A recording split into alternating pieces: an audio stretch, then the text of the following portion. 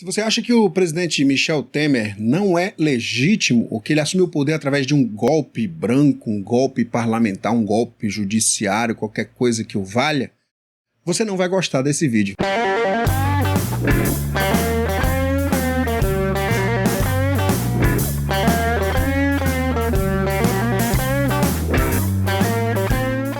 Eu nunca achei, realmente nunca achei isso. Achava a presidente Dilma extremamente despreparada. Não votei nela. Tem um vídeo aqui no meu canal falando sobre isso. É um vídeo totalmente despretensioso, falando por que eu votava no Aécio Neves. Claro que você vai jogar lance em mim, você vai achar estranho e contraintuitivo, mas seria o mesmo motivo pelo qual, se eu não fosse americano, eu não votaria em Donald Trump. Pelo mesmo motivo, porque eu acho ele despreparado, eu acho ele confuso e eu acho ele... Resumindo, fascista mesmo, ele é um fascista, não tem pra onde correr. Mas eu resolvi gravar esse vídeo só pra soltar minha opinião na rede aí, tem tanta gente fazendo isso, comentar um pouco a entrevista que ele deu ontem à noite. Na verdade, eu acho que foi gravado mais cedo, como é praxe nos Roda Vivas gravados com chefes de Estado, eles fazem uma gravação. Mas isso não significa que a coisa foi editada, não. Assim, editada no sentido de cortar as partes difíceis. Botaram o cara numas calças justas, impressionantes. A equipe de repórteres que estava lá não poupou o cara de forma nenhuma. Eu achei isso muito positivo. Positivo do ponto de vista democrático, porque você via em algumas entrevistas que foram concedidas por líderes do PT, acontecer de o sujeito fazer uma pergunta incômoda para a presidente Dilma na época, e depois a blogosfera financiada pelo governo cair de pau em cima, achando que tinha interesses escusos envolvidos e tal, como é costume nesse tipo de jornalismo marrom que se fazia, com dinheiro público inclusive, né, que era uma coisa meio escandalosa, meio louca. Então, realmente, é um grande avanço que o presidente possa vir a público comentar praticamente todas as questões polêmicas que se fala sobre o governo dele. Essas questões eram uma das coisas que ficavam atravancadas aqui na minha garganta com relação a vamos fazer corte de recursos, mas aumenta o salário do judiciário. Que porra é essa? Tem um teto de 39 mil, é indexado ao salário mínimo, se não me engano. Porque aí seria maluco colocar 39 mil no texto constitucional. Tem um teto baseado no número de salários mínimos e parece que esse teto alcança 39 mil hoje e tem gente ganhando 130 mil no judiciário. E isso é descabido, né? E a gente fica falando em corte de despesas, alguns com medo de corte de programas sociais, e o cara falando, aumentando salário, sei lá, o Congresso se articulando para fugir da Lava Jato, legalmente que diga, né? Porque a diferença entre o que é legal e o que é moral, se você parar para pensar. Hitler, por exemplo, fazia tudo legalmente. Então, se você discorda do começo do vídeo que eu falei, o presidente Temer é legítimo, ele foi eleito pelo povo e ele entrou no governo via um ordenamento jurídico perfeitamente legal. Se você discorda disso, velho, desliga o vídeo, vai ver outra coisa, vai no canal do, sei lá, algum cara aí que defenda essa turma, porque não é o meu caso. O Livre Intercâmbio é um podcast que eu só gravo quando tem um bom motivo. Hoje é dia 15 de novembro de 2016, que é a data da proclamação da República. Acho que é um dia legal pra falar que o presidente Temer deu um verdadeiro show de civilidade republicana. Não teve nenhuma censura nas perguntas. Começaram logo metendo a peia, falando na Lava Jato, e eu achei interessante a repórter dizer que o presidente disse, vamos deixar a Lava Jato em paz? A repórter falou, mas o caso não é esse, o caso é a Lava Jato deixar vocês em paz. Eu achei uma pergunta legal. Provavelmente, se fosse uma pergunta dirigida para Dilma no poder, ela ia fazer aquelas caras de muxoxo, ela dá aqueles cotocos que ela dava, ela fazia assim, né? A Dilma era mestre, ele tem várias fotos dela dando cotoco por causa desses vídeos, né? É uma coisa da linguagem corporal, né? Esse gesto aqui, ele é universal. A pessoa faz quando... Já tem um do Obama falando com sei lá quem que ele detestava, fazendo assim, ó. Porque é uma coisa que a gente faz quando diz foda-se, vá pro inferno, né? Quer dizer, mesmo que você não fale isso, você tá pensando isso. Filho da puta, tá me pondo que eu sou justa. Você não via nada disso na linguagem corporal do Temer. O cara tratava todos os assuntos com uma leveza, com uma certa serenidade. E isso é muito civilizado, é muito republicano. Então esse foi um excelente ponto positivo na entrevista dele. Quando falou na história da Lava Jato e a instabilidade do governo, ele mesmo trouxe o fato da defesa da presidente Dilma apresentar um cheque que ele teria recebido, e aí ele apresentou uma defesa rapidamente lá, dizendo que recebeu como vice-presidente. Não me convenceu muito, mas eu achei interessante. Não me convenceu muito porque é óbvio que teve alguma sacanagem nessa eleição, entendeu? De recurso da Petrobras. Isso aí é óbvio. E é óbvio que o Michel Temer tá no meio também, né? Eu não vou aqui acusar o cara, eu tenho certeza que ele tá no meio, mas, poxa, era a mesma campanha, eram as mesmas contas.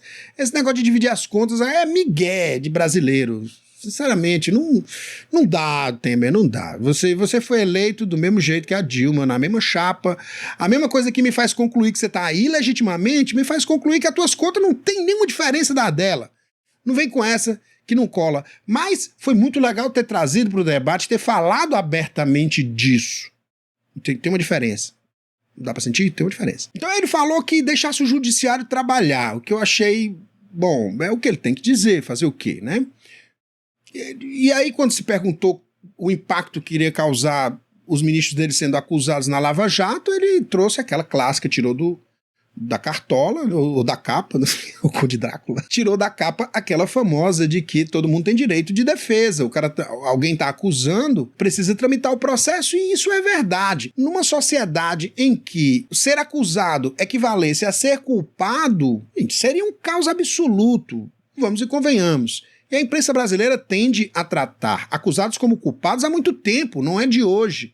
Eu me lembro de antes do governo do Lula, quando houve uma explosão num avião comercial e que só matou uma pessoa, o avião no ar explodiu, matou uma pessoa.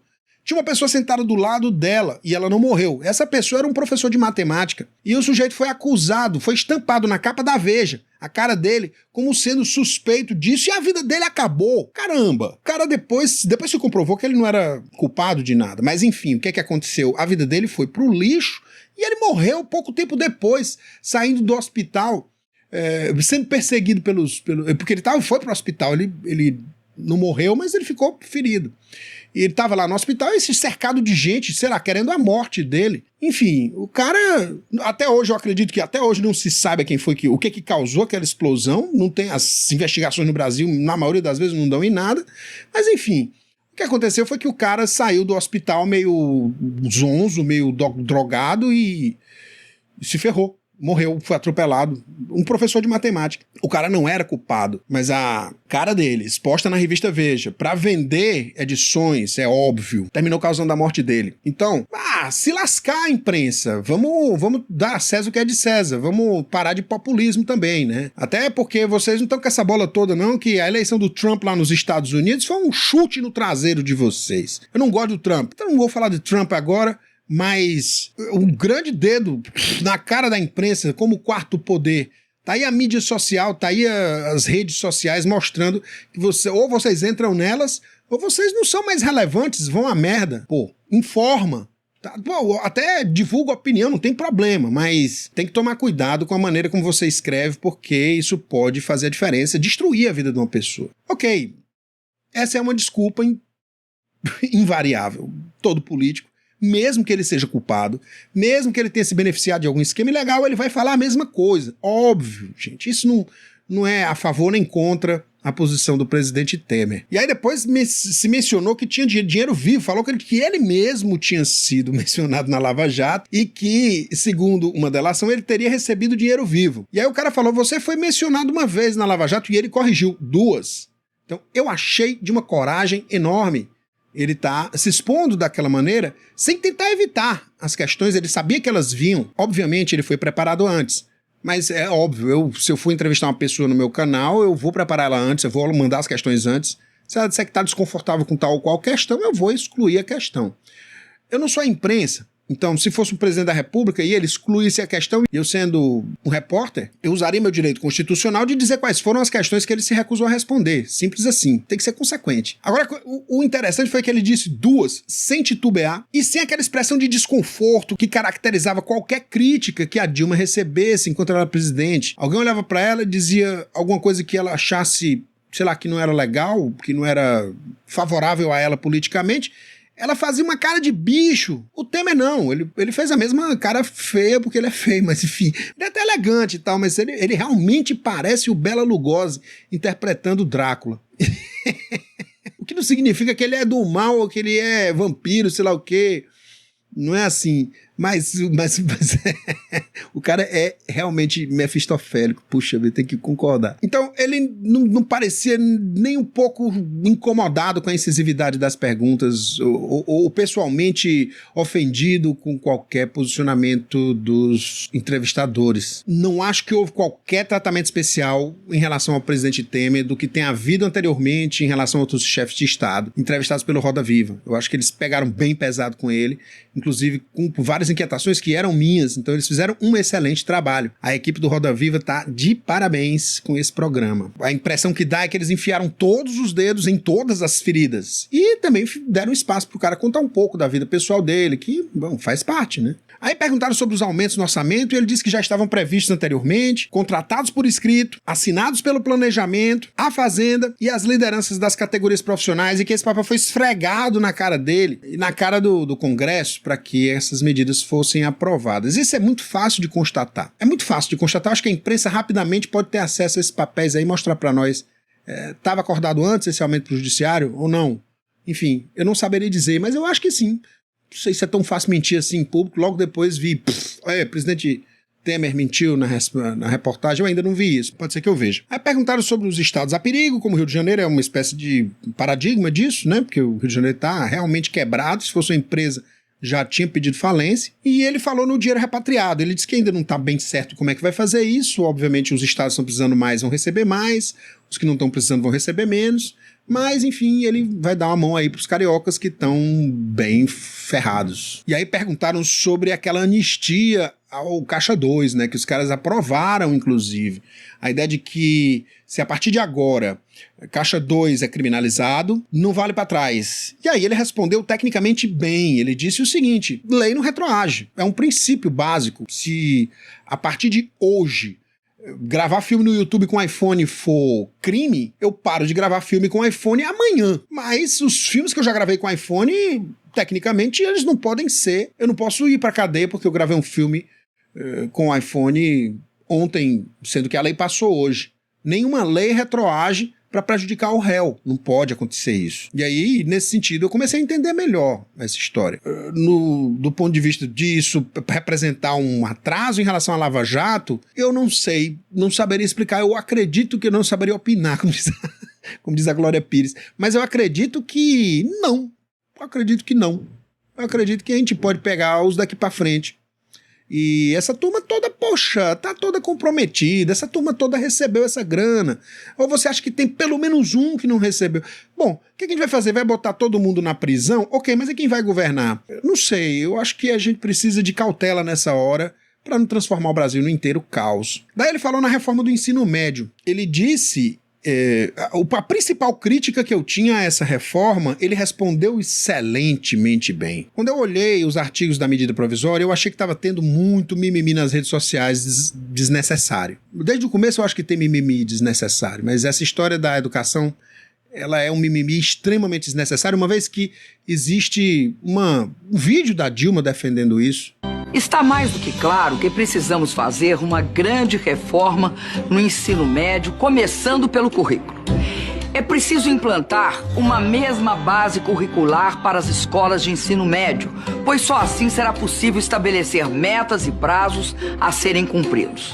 Também é preciso repensar o seguinte: hoje o aluno do ensino médio tem 12 matérias, o que já é bastante excessivo. Porque o jovem do ensino médio, ele não pode ficar com 12 matérias, incluindo nas 12 matérias filosofia e sociologia. Não tem nada contra filosofia e sociologia, mas um currículo com 12 matérias não atrai um jovem. O que eu achei foda foi ele ter lançado essa reforma na forma de uma medida provisória. Me parece muito com governar por decreto, sem debater muito com a sociedade. Embora eu não tenha muita certeza do resultado de um debate com a sociedade, professores, por exemplo, que são sindicalizados e que tem um bocado de gente aí no Fora Temer, não sei se é muito útil você debater com quem diz fora você. Como é que eu vou É igual a história da ocupação das escolas. O presidente não quer debater conosco, em vez disso cortou água e comida. Ok, gente, mas aí se ele te chamar pra debater, tu vai ouvir o que ele tem pra dizer ou tu vai dizer, fora Temer? Se tu fizer isso, cara, não é debate. Ou mudaram o significado da palavra. Mas o que ele respondeu em relação a isso é que a medida provisória seria uma espécie de iniciador do debate. E, segundo ele disse, ele estava certo, porque no dia seguinte a medida provisória explodiu nas redes sociais, em tudo que é canto, debates sobre isso, o que é certo, o que é errado, e a sociedade inteira conversando sobre isso, que não é mentira. Aí perguntaram sobre a legitimidade dele, porque tem muita gente questionando isso, eu comecei o vídeo já falando sobre isso, e a minha posição sobre isso é que ele é legítimo sim. Se ele é um bom presidente, ou se ele vai ser um bom presidente, se ele vai ficar na história, eu não sei, mas ele me parece ter as ideias que ele apresentou nessa entrevista, eu considerei todas muito interessantes. Não tem nada que eu pudesse dizer assim, mas espera aí, né? A não ser a história do cheque. A história do cheque não soa legal, não. Quando falou em legitimidade, ele disse o seguinte, a legitimidade que ele tem é eleitoral e jurídica. E a legitimidade que ele não teria seria essa legitimidade política ou popular. Ou a popularidade do presidente, como ele mesmo disse. E aí eu uso um argumento que é muito utilizado por quem defende a ex-presidente Dilma Rousseff, que é o povo não pode tirar um presidente eleito. Simples assim, ele não é primeiro-ministro. Nós não somos parlamentaristas. Eleger o presidente segura as pontas, velho, até terminar. Mas ele não foi eleito. Ele foi eleito, sim, velho, pelo voto popular. E ele foi colocado lá por um processo constitucional. Quer você goste disso, quer não. Donald Trump foi eleito nos Estados Unidos. Quer você goste disso, quer não. Com relação à história da impopularidade dele, ele nem foi tão arrogante como para dizer vocês não têm o direito de tirar um presidente eleito pelo povo. Ele não disse isso. Ele disse o seguinte, uma hora vocês vão me agradecer. Resumindo, foi isso. Uma hora ele vai ser visto, essa é a esperança dele, ser visto como o cara que colocou o Brasil nos trilhos. Ele usou precisamente essa expressão, colocar o Brasil nos trilhos. E aí ele começou defendendo brandamente o parlamentarismo e no final, explicitamente. Ele falou que foi presidencialista anteriormente, mas tinha convicção que o parlamentarismo é a melhor coisa para o Brasil. Eu também tenho. Todas as nações civilizadas do planeta, à exceção dos Estados Unidos, que acabaram de eleger o Trump para provar como eles estão errados, são parlamentaristas. E uma outra coisa que ele falou sobre a eficiência que eu achei legal, ele disse que o povo não é de direita nem de esquerda, o povo quer eficiência. E isso aí é óbvio, né, gente? O povo não é ideólogo, o povo não tem essas ideias formadas, eu sou de esquerda por isso, eu sou de direita por isso, eu troquei as mãos. O povo quer que funcione, o povo quer que tenha saúde funcionando, quer que tenha educação funcionando, quer que quando fique doente não tenha que pegar uma fila infernal, quer que tenha oferta de emprego, o povo quer isso. E aí como é que você faz isso, por exemplo, sem flexibilizar as leis trabalhistas? Aí ele mencionou, inclusive, uma medida da presidente Dilma fazendo isso. Ele esqueceu de mencionar uma coisa interessante. Em 2007, o Lula falou sobre o direito de greve, dizendo que as pessoas tinham direito de greve, mas os patrões tinham direito de descontar os dias de greve. E isso é óbvio. Aí alguém vem e diz, o Temer acabou com o direito de greve no Brasil. Primeiro, não foi o Temer, foi o Judiciário. Foi uma decisão do STF. Segundo, ok, direito de greve, mas o cara já não pode te demitir porque você fez greve. Você quer que ele nem desconte os dias que você não trabalhou, pô? Não, eu vou fazer greve. Como a minha categoria aprovou, eu posso ficar o ano sem trabalhar. O cara vai ter que me pagar? Pô, que porra de negócio é esse? Como é que ele vai se sustentar? Você tá louco? Como é que você quer que um sujeito se estruture pra oferecer emprego pra você? Se você se rebela contra ele, ainda quer que ele te pague, velho? Não, por favor. E precisamente quem gera emprego no Brasil vira o vilão. Pô, por favor, gente, pelo amor de Deus, a gente tem que deixar esse pensamento pra trás. Por favor, essa mentalidade é muito atrasada, a gente tem que deixá-la pra trás. Então, a guisa de conclusão, gente, o ordenamento jurídico brasileiro não é perfeito, tá longe de ser perfeito. Pra vocês terem uma ideia, pra quem não sabe, os casos de foro privilegiado que vão bater no STF, 30% não são julgados porque expiram, caducam antes do STF apreciar, porque a fila é gigantesca. Então são poucos ministros para julgar milhares de políticos sendo acusados todo dia de corrupção. Esse negócio tem que acabar.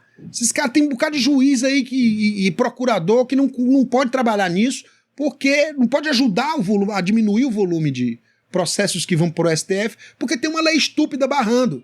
E os caras sabem que em boa parte dos casos, um terço dos casos, eles não vão ser julgados, a não ser que seja muito grave. A própria existência da história do Mensalão e do Petrolão é prova de que a roubalheira atingiu níveis inimagináveis. Porque quando é uma coisa simples, expira. 30% expira. Tudo bem, não foram julgados, você não sabe se... Talvez eu esteja me contradizendo aqui, né? Porque eu falei que o sujeito tem que ser julgado para poder ele ser considerado culpado de um crime. E eu concordo com isso. Mas imagina se você não chega nem à apreciação e o crime prescreve. Isso é justiça? Não, isso é uma bagunça e tem que mudar, pelo amor de Deus. Não faz sentido, não é lógico. O Mensalão e o Petrolão são sinais de que foi priorizado, esses casos foram priorizados. No caso, pelo Teori Zavascki, que é o relator do Petrolão. Na época, pelo Joaquim Barbosa, do Mensalão. Se não fosse priorizado, se ficasse na fila, ia prescrever como tantos outros. Ah, mas a Dilma foi impedida em tempo recorde. Tempo recorde? Você sabe quanto tempo durou o impeachment do presidente Collor? 1 mês. Foi o mês de setembro de 1992. Sabe quanto tempo durou o processo da Dilma? A gente começou em março. Terminou o quê? Agosto? Por favor. E durante os 180 dias de afastamento, ela ficou morando no palácio. Isso não aconteceu com o ex-presidente Collor. Contra o presidente Temer, eu só tenho o fato dele ser político. A classe política e os altos empresários no Brasil têm demonstrado ser uma só e a mesma coisa. E aí, quando eu falo de altos empresários, eu não estou falando do empreendedor que se queima, que se lasca para pagar imposto e não consegue contratar.